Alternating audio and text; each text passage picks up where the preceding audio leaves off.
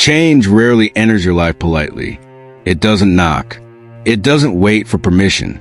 It shows up like an unexpected visitor, one you're not sure you're ready to let in. Sometimes it arrives quietly, like a thought you can't ignore anymore. Sometimes it crashes through your world, rearranging everything you thought was stable. And here's the strangest part. Even when the change is good, even when it leads to growth, opportunity, healing, your body reacts as if something dangerous is approaching.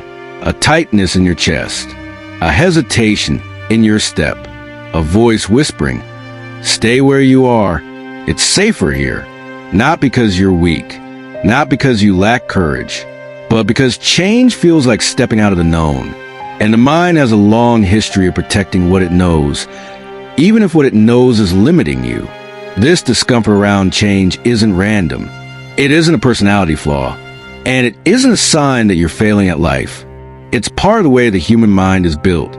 Psychologists often describe the brain as a prediction machine. It craves patterns, familiarity, and stability because those things help it feel in control.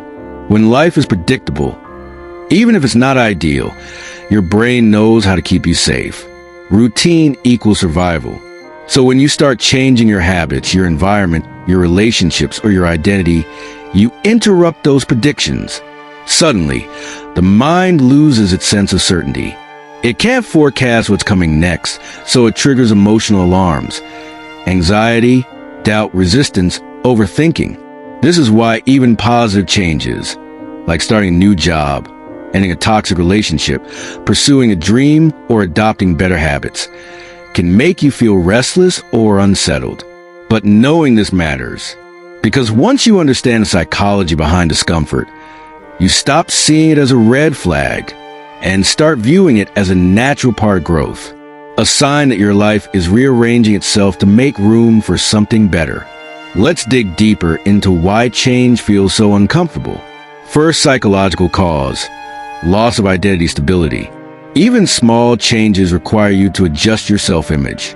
When you decide to become more disciplined, more confident, more assertive, part of you must detach from who you were before. Psychologists call this identity disruption, the temporary phase where you aren't who you used to be, but you aren't fully who you're becoming. It's that strange in-between space where you feel like you're trying on a new version of yourself, wondering if it fits. This can feel emotionally shaky because the brain anchors itself to your past identity. It knows how that version of you behaves, reacts, and survives. So when you try to change, it's like the ground underneath your self-perception shifts. That shift triggers discomfort. Not because you're doing something wrong, but because you're stepping into a role your mind hasn't rehearsed yet.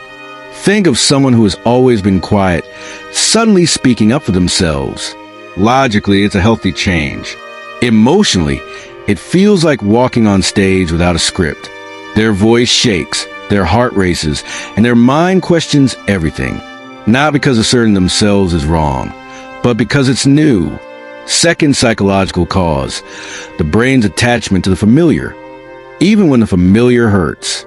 This is something psychologists refer to as the familiarity principle, the tendency to prefer what we know simply because we know it. It's why people stay in jobs they've outgrown. It's why some remain in exhausting relationships. It's why someone can cling to habits that drain their potential. The familiar requires no risk, no leap, no exposure. Imagine someone trying to break a long-standing habit, like procrastination. Every part of them wants to improve, and yet, the moment they start doing something different, discomfort rises. Because procrastination, though destructive, is familiar. It has predictable emotional rhythms. Breaking it means walking into emotional terrain the mind can't map yet. That uncertainty feels dangerous, even though it's actually just unfamiliar.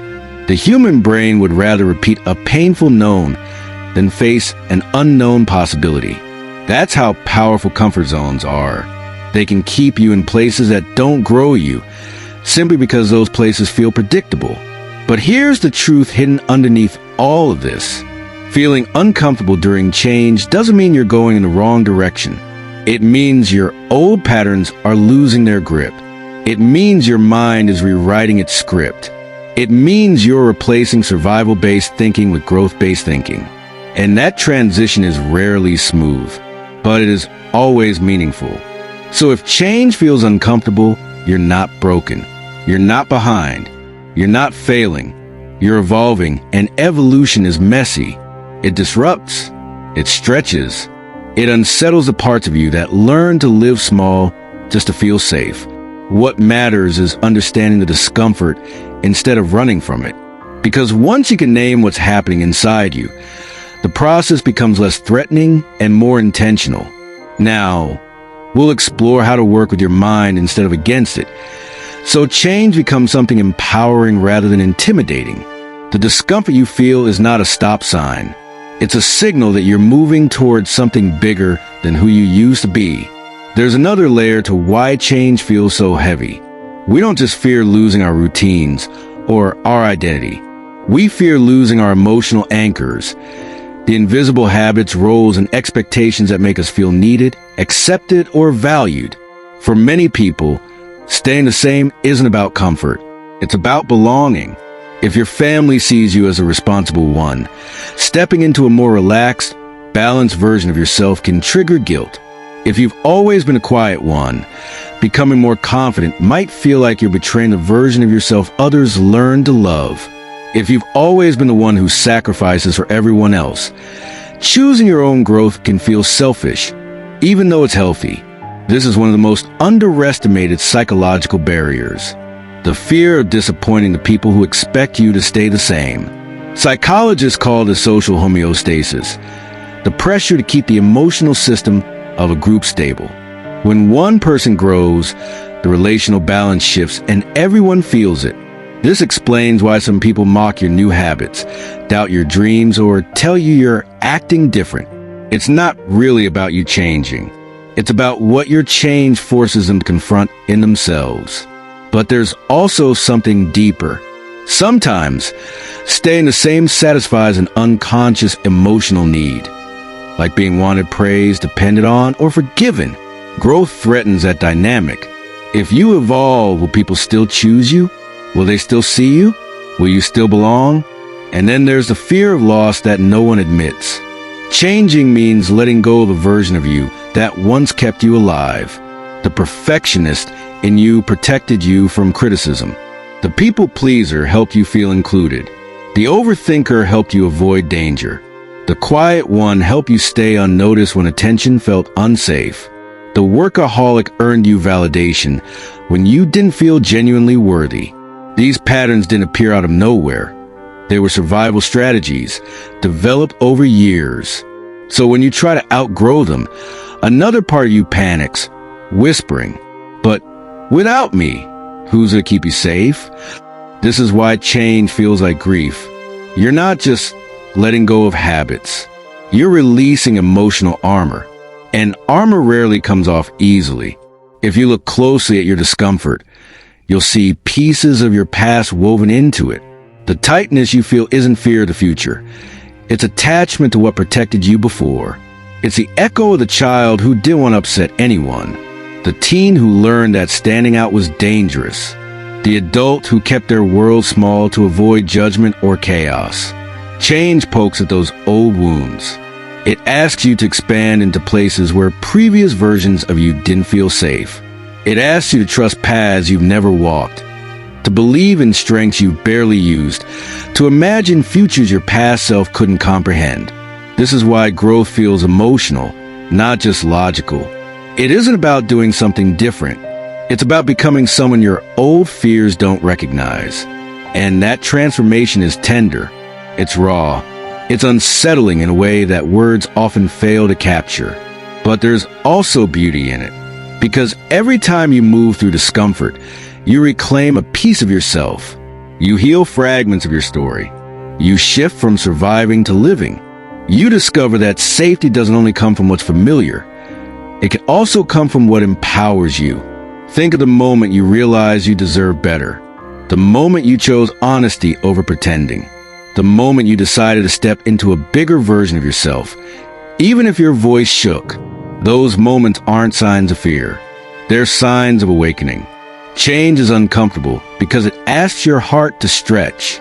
But stretching is how your heart learns what it's capable of holding. New dreams, new boundaries, new power, new peace. You don't fear change because you're incapable. You fear it because you spent years surviving. Now you're learning to grow. So ask yourself gently, which part of you is resisting change? The part that wants safety? The part that wants belonging? The part that still carries old wounds? Or the part that doesn't yet trust its own strength? No matter the answer, you're not alone. Every person who grows goes through the same inner negotiation, the tug of war between the familiar past and the possible future.